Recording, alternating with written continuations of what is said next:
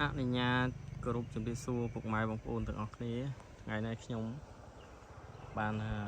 ផ្ដិតយកទស្សនវិជ្ជាឬក៏ជាទេសភាពនៅទីរមណីយដ្ឋានមួយកន្លែងដែលគេហៅថាល្បាក់កំរោញ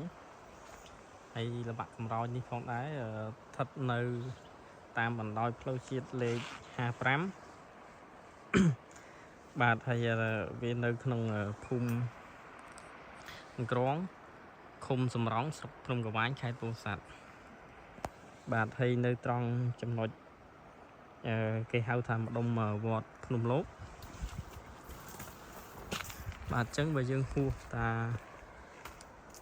វត្តភ្នំលោកបន្តិចមកនៅខាងឆ្វេងដៃមានផ្លូវមួយគេដាក់ផ្លាកថាល្បាក់កំរោញហើយសម្រាប់យើងចេញពីផ្លូវកស៊ូមកដល់ទីរមណីយដ្ឋានល្បាក់កំរោញនេះប្រហែលជាមិនប្រហែលទេ750ម៉ែត្រទេបាទអត់ដល់1គីឡូទេប៉ុន្តែកន្លែងនេះក៏ជាកន្លែងមួយដែលស្រស់ស្អាតផងដែរហើយទស្សនវិជ្ជាវាស្អាតគួរសមដែរបើសិនជាយើងអ្នកចូលចិត្តបោះតង់ឬក៏ចង់មកលេងកម្សាន្តបែបលក្ខណៈគ្រួសារឬក៏ជួបជុំមិត្តភ័ក្តិអីក៏មួយយ៉ាងដែរឥឡូវខ្ញុំថតតាមមាត់ស្ទឹងសិនហើយបន្តិចទៀតខ្ញុំនឹងថតមានកន្លែងអង្គុយលេងយ៉ាងស្អាតគួរសមដែរវាគឺជាទីកន្លែងធម្មជាតិតែម្ដងបាទនេះបងប្អូនឃើញហើយនេះផ្ទាំងថ្មអាចអង្គុយលេងបានបាទអាចអង្គុយលេងជួបជុំមិត្តភ័ក្តិចិត្តឆ្ងាយអាចនេះបានហើយបើនិយាយពីស្មៅនេះម្ដងគឺវាកំពុងក្តៅប៉ុន្តែយើងនៅចិត្តនេះគឺវាក្តៅដោយសារតែចំហាយទឹកតាមមាត់ស្ទឹងគឺវាល្អមែនទែនបាទហើយយើងមើលទៅក្រោមទៅអាចមើលទៅក្រោមទៅបានន័យថាផ្ទាំងថ្មយើងអាចអង្គុយមួយទឹកលេងកម្សាន្តហើយទឹកខែនេះក៏វារៀងថ្លាដែរវាស្អាតគួរសមដែរប៉ុណ្ណឹងបាទហើយឥឡូវយើងមើលទៅបានន័យថាបើកន្លែងនេះសម្រាប់ការចូលមកហ្នឹងគឺមានកន្លែងដាក់ម៉ូតូដាក់អីកន្លែងចោលសម្រាមចោលអីហើយសំខាន់គឺវាត្រជាក់ដោយសារតែមានដើមឈើទៅតាមមាត់ស្ទឹងបាទមានដូចជាដើមកដើមព្រីងដើមរាំងអីជាប្រភេទដែលវាធន់នឹងទឹកនិងកម្លាំងទឹកបក់នីរដូវប្រាំងរដូវវស្សាអញ្ចឹងគឺវាស្អាតមែនតើបាទហើយនិយាយទៅវាត្រជាក់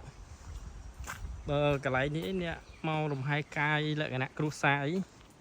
គឺសំរុំហើយវា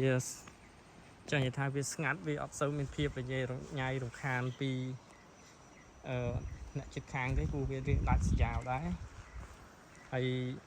បើសិនជាយើងមកជាលក្ខណៈគ្រួសារយើងអាចមានជាភ្លេងកំដរអារម្មណ៍អីក៏វាល្អមួយយ៉ាងដែរហើយមួយវិញទៀតបាទនេះជារឿងដែលគួរឲ្យគុណមែនតើឥឡូវយើងធ្វើការស៊ូមវាសិនបាទឃើញកូនត្រីច្រើនមែនតើយើងអាចមើលលេងទៅកូនត្រីនេះគឺកូនត្រីវាបដិញគ្នាលេងទឹកពេញទៅហ្នឹងបាទមានកន្លែងលេងទឹកលេងអីមកគួរសមហើយបើកន្លែងនេះគឺមលុបធំតែម្ដងដល់ជាប់មាត់ទឹកហើយមានទាំងកន្លែងអង្គុយលេងជាប់មុខទឹកហើយយើងយកតាកាទេមកយកមកអង្គុយក្រោមនេះហើយយើងអាចហូបអាចភាសាអាហារអីបានមកឆ្ងាញ់អត់អីទេហើយបើសិនយើងចង់ស្ទូចត្រីឬក៏បបកត្រីអីបានទៀតភាសាខ្ញុំ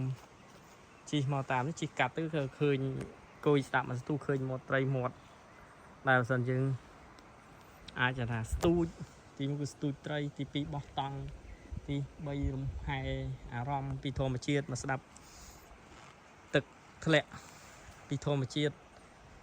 ឃ្លាតពីការstress ក្នុងចិត្តនេះតាមពិតកន្លែងក៏សូវមានអ្នកក៏សម្បូរអ្នកមកលេងដែរអានេះដុំថ្មគេរើសដាក់ដើម្បីថាឲ្យវាមួយទឹកមួយអីចឹងទៅគេរើសដាក់លេងចឹងបានន័យថាក៏មានអាសាអ្នកមកលេងដែរ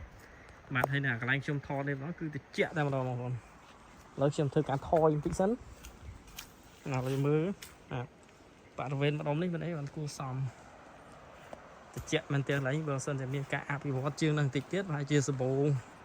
mình đi mau lên tràn ní mưa rồi lục phần này lấy xong ăn tận tích máu ai này chia cả lại coi lên từ cô hút cho cả hai mươi phê giang từ chợ chật chia sẻ miền tịch này ôm song khang đi chẳng mấy giang đây bạn hay bà sân chia bóng phôn trong màu mưa rồi cái trong tu sơn ấy ai mà mưa bán nghi bà bạ rồi tí ở xong bà chạy ti tăng lần với ở dương còn tại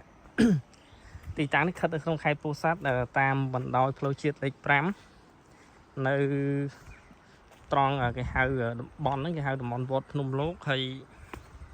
nó phun cóng sọc nung quán khai po sát bạn